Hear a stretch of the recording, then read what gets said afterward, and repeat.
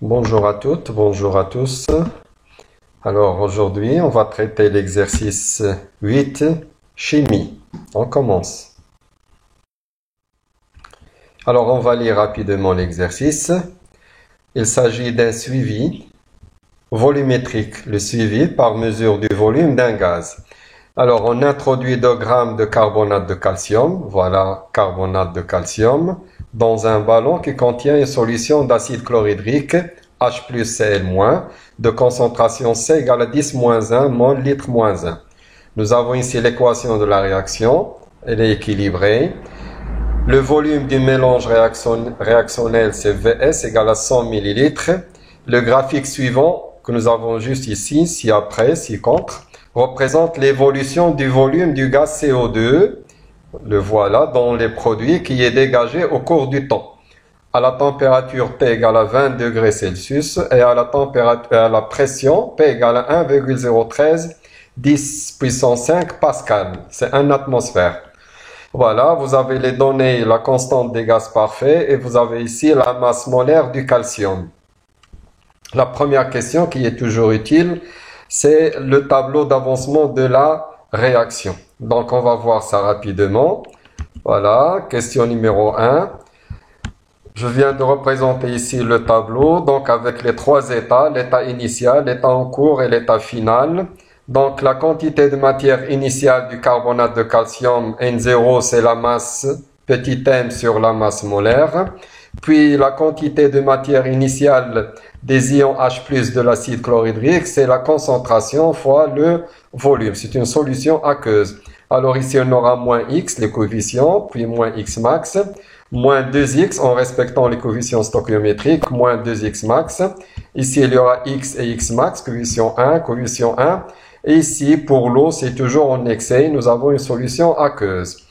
La seconde question, on vous demande de trouver l'expression du volume du gaz dégagé en fonction de l'avancement de la réaction. Et la température, et la pression, et la constante des gaz parfaits. Alors, lorsqu'il s'agit d'un gaz, il y a une équation qu'on appelle l'équation d'état d'un gaz, PV égale à nRT. Dans notre cas, le gaz étudié, c'est le gaz CO2. C'est ce que nous allons voir dans la suite. Voilà, donc l'équation d'état, on aura PV égale à nRT. J'ai précisé ici le volume de CO2 et la quantité de matière de CO2. Ici, bien sûr, c'est la pression du gaz dans un volume déterminé. La pression, elle est constante dans notre cas ici. Alors, d'après le tableau d'avancement, on a la quantité de matière de CO2 à un instant T, à l'état intermédiaire, égale à X. Donc, on va remplacer la quantité de matière par X, ce qui va nous donner que PV égale à X fois RT. Et on déduit le volume du gaz CO2, d'où le volume de CO2 égale à X fois RT sur P, la constante, la température et la pression. Pour la troisième question, on vous demande de calculer la vitesse. Voilà, par définition, voilà, on doit définir tout d'abord la relation. La vitesse volumique à un instant T égale à 1 sur le volume du mélange réactionnel fois la dérivée de l'avancement de la réaction. dx sur dt, tout ça, ça s'appelle la dérivée à un instant T. Alors, premièrement, la courbe, nous n'avons pas une courbe où il y a l'évolution du x. Nous avons une courbe où il y a l'évolution du volume. Donc, c'est quoi la démarche d'une manière générale? Donc, il faut toujours trouver l'expression du x en fonction de ce que vous avez dans la courbe. Alors, je reprends. Pour calculer la vitesse, on a besoin de calculer la dérivée de l'avancement. Dans le cas où vous n'avez pas une courbe d'évolution de l'avancement, c'est toujours, il faut suivre cette démarche. Il faut toujours trouver l'expression de l'avancement x en fonction de ce que vous avez dans la courbe. Dans notre cas, ce que nous avons dans la courbe, c'est le volume. Donc la question précédente, ça va nous aider à déterminer x. Voilà. D'après la question précédente, voilà la relation. Et alors, on va déterminer l'expression de x qui va vous donner égale à P sur RT fois le volume. Voilà, il faut être un peu organisé ici. Les constantes, je rassemble toutes les grandeurs constantes et je laisse la grandeur variable au cours du temps. La pression constante, R constante, température constante, et voilà ce que vous avez dans la courbe. Et nous, on n'a pas besoin de l'avancement, on a besoin de la dérivée de l'avancement. Alors, on va dériver toute cette quantité. Alors, imaginez cette constante, par exemple, égale à la valeur 3, et ça, c'est la fonction f. Alors, c'est comme si vous avez ici 3 fois f. Quelle est la dérivée de 3 fois f? C'est 3 fois f'. Voilà, donc c'est-à-dire P sur RT fois la dérivée de la fonction V. C'est ce que je vais écrire ici. On dérive. Alors, c'est quoi la dérivée de X? C'est égal à P sur RT. Voilà, ça c'est une constante. Fois la dérivée de V sur dt. Voilà, la dérivée du volume de la réaction. D'où l'expression de la vitesse. On remplace la dérivée de l'avancement. On aura la vitesse volumique de la réaction égale à 1 sur le volume du mélange réactionnel fois P sur RT fois la dérivée du volume dV sur dt. Tout ça, ça s'appelle la dérivée. Alors, on a besoin, voilà, je reprends, on a besoin de calculer la vitesse à l'instant t égale à 0. Alors pour cela, on va utiliser la tangente à t égale à 0. La dérivée, ça représente le coefficient de la tangente à t égale à 0. Donc, je vais faire ici une représentation. Voilà la tangente à t égale à 0. On va calculer les coefficients de cette tangente. Alors, c'est comme si on a calculé le coefficient au point 0, d'abscisse 0. Pour cela, on doit choisir deux points. Le premier point, il est facile, c'est 0. Donc, on cherche un point. Je prends ce point par exemple. Voilà, je fais la projection. Je trouve la valeur à peu près 65. La projection sur l'axe du temps des abscisses, on trouve à peu près 30. Et on calcule notre vitesse. Alors, je détaille un petit peu. La vitesse 1 sur le volume, nous avons 100 millilitres. Je convertis ici en litres. Donc, je peux convertir en mètres cubes si c'est demandé, si c'est exigé. La pression, l'unité internationale, c'est le pascal. La constante des gaz parfaits, c'est en unité internationale. La température, 20 degrés, donc il faut passer au Kelvin, c'est-à-dire 20 plus 273. Et le coefficient, on choisit les deux points, 65 moins 0 divisé par 30 moins 0. Ici, vous avez 65 millilitres. Ici, vous n'avez pas le choix, c'est impératif, c'est-à-dire il faut passer au mètre cube. Voilà, le volume que vous avez ici, c'est ce volume qui va déterminer l'unité de la vitesse et non pas ce volume. Ce volume, il fait partie de la relation PV-RT, c'est-à-dire tout ça, c'est la quantité de matière. P, delta V sur RT, c'est la mole. La mole, c'est l'unité internationale, donc le volume, c'est nécessaire d'utiliser le mètre cube. Donc millilitres, on va multiplier par 10 moins 6. Tout calcul fait, on trouve à peu près 9, 10 moins 4. L'unité, c'est mol.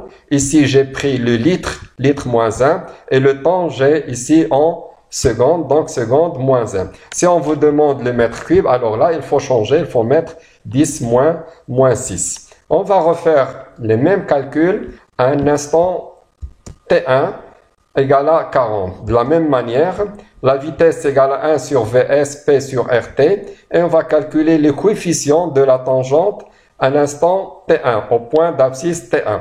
Voilà, c'est ça la tangente à l'instant T1. Ici, vous avez 40 secondes. Alors, on va choisir deux points. Je vais prendre par exemple ce point ici. Voilà, je fais la projection, c'est à peu près 80.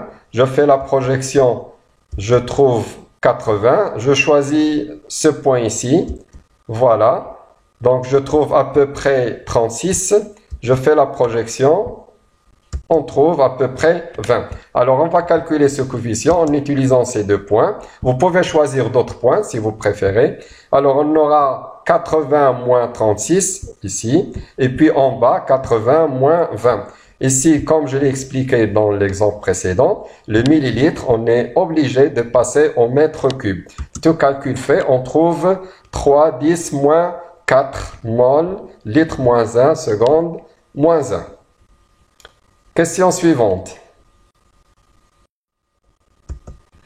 Alors, on vous demande d'interpréter ou d'expliquer au niveau microscopique l'évolution de la vitesse. Donc, au cours du temps, on sait d'après le cours, au cours du temps, la vitesse diminue, c'est-à-dire au cours du temps, la concentration des réactifs diminue.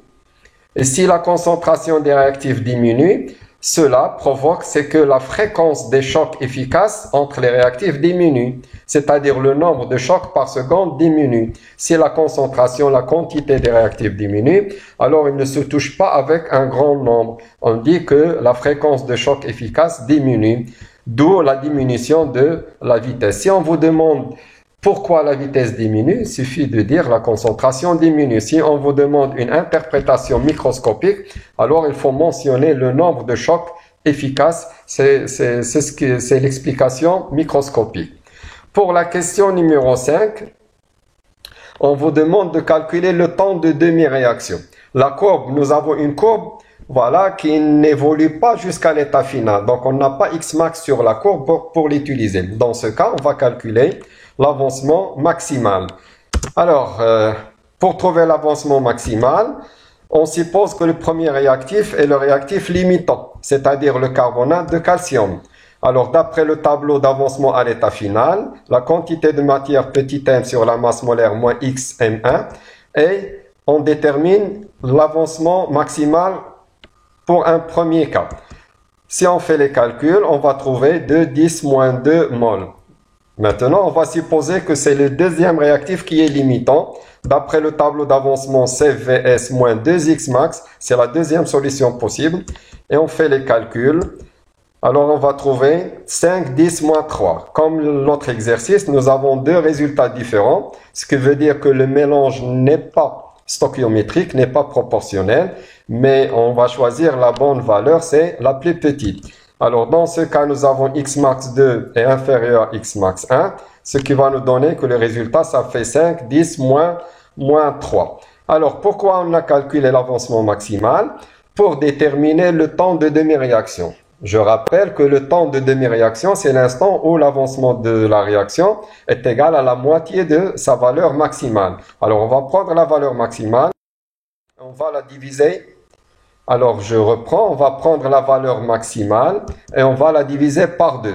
Donc, sachant que le volume, alors maintenant, on n'a pas une courbe d'évolution de x, on a une courbe d'évolution du volume. Donc, quel est le volume qui correspond à l'instant t1,5? C'est le volume qui correspond à l'instant x1,5. Alors, pour cela, le volume à l'instant t1,5, c'est lorsque x égale x max sur 2. Donc, on remplace x par x max sur 2. Voilà, on doit faire les calculs. Si vous calculez le volume à cet instant ici, vous allez trouver 6, 10, moins 5. N'oubliez pas que le résultat que vous allez trouver, c'est dans le système international, c'est-à-dire le mètre cube. Et nous, dans la courbe, on a le millilitre. Donc, on doit passer au millilitre. On va multiplier par 10 puissance 6. On trouve 60 millilitres. Alors, on va utiliser la courbe. Alors, on va prendre la valeur 60 millilitres. Et par projection, je vais le montrer ici. Voilà. Donc, je prends la valeur de 60 millilitres. Voilà. On fait la projection. Voilà. Puis, je fais la projection ici. On trouve à peu près 55, 56. Voilà, secondes. Donc, la valeur, le temps de demi-réaction, c'est à peu près 56 secondes. J'espère que c'est clair. Bon courage. Merci.